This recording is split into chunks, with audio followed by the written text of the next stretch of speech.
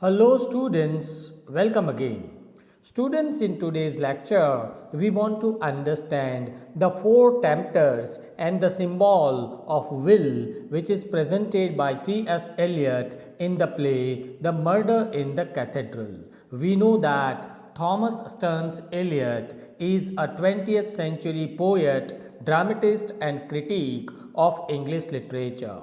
This play, The Murder in the Cathedral, is a Christian morality play which conveys one very important moral message with the help of the character the Becket, Thomas Becket and the four tempters. Here in this play, Eliot has presented the Indian and Western philosophy of life with the help of these characters. If you read Indian philosophy, if you read Bhagavad Gita, there we come across this particular verse, Prajahati yada kaman sarvan partha manogatan atmayevatmana tushtaha sthitta pragnastadochyate. That means, one who is away, one who has renounced all desires, that sthit pragna person, achieves moksha, achieves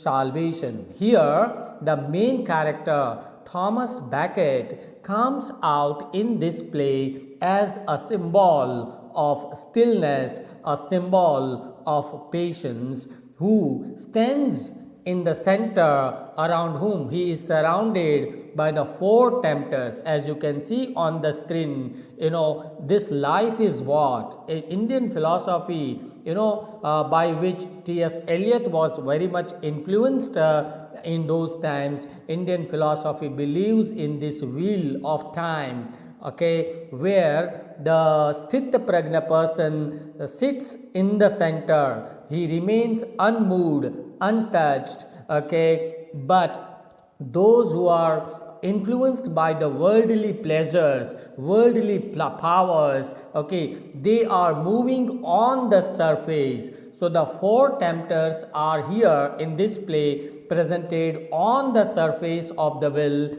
and at the center we have this character Thomas Becket. In this play we come across this dialogue. Please read and try to understand these lines. They are very important as far as the message of the play is concerned.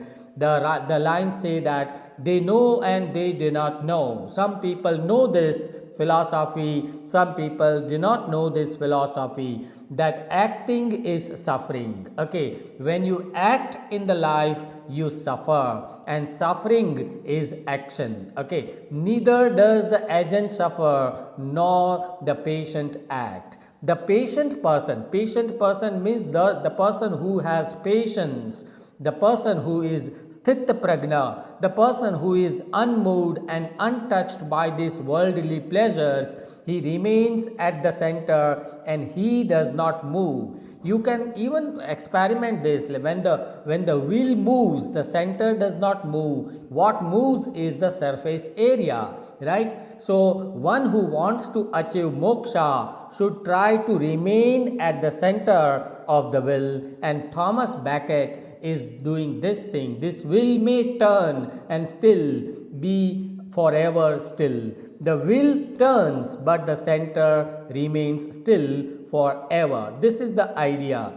Now let me explain this in reference to the four tempters who are presented in this play. The first tempter comes to Thomas Becket, and he reminds Thomas Becket of his past glorious days, his past days of sensuous pleasure. The first tempter tries to tempt Thomas Becket by reminding him all these sensuous, material, worldly pleasures, but Thomas Becket renounces this temptation. Renounces means he says no to this temptation. The second tempter also comes to tempt Thomas Becket, and he says, he offers him the chancellorship and the alliance with the king. So the position and the power is offered to this character Thomas Becket, but he says no. Again, he says no to this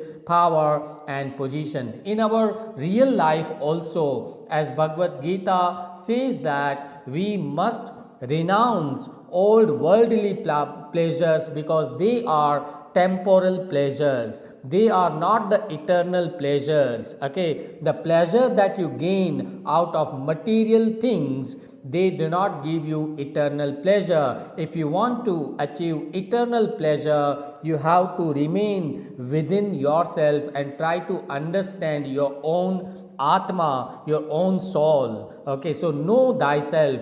That is what Bible also says. The third tempter comes and he reminds he offers Thomas Becket a good future with all power, pleasure, and position. So the first tempter comes and he reminds him of his past. Second tempter comes and he ensures him a good present.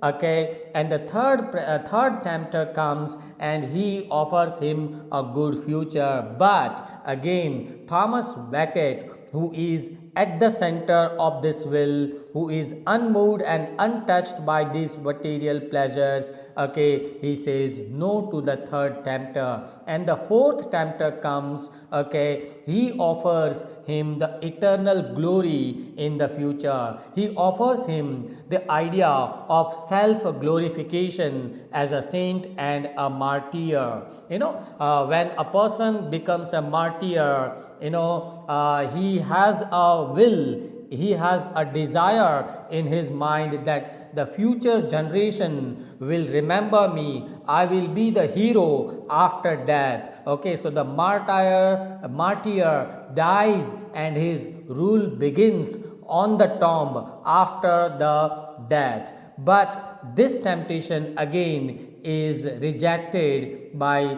Thomas Becket. So all in all, the whole play presents with these five characters, Thomas Becket and four tempters, with these five characters at the end, presents this symbol of will, okay, where Thomas Becket is standing in the center and all the worldly powers, position, pleasures, they are trying to tempt the soul of Thomas Becket, but they are unsuccessful. Thomas Becket remains untouched and unmoved. So this is the whole symbol of will through which T.S. Eliot has tried to express this Indian and Western philosophy of life, of time, of life and death. I hope you understand this idea, and please do share this video among your friends and classmates. Thank you for watching. Thank you.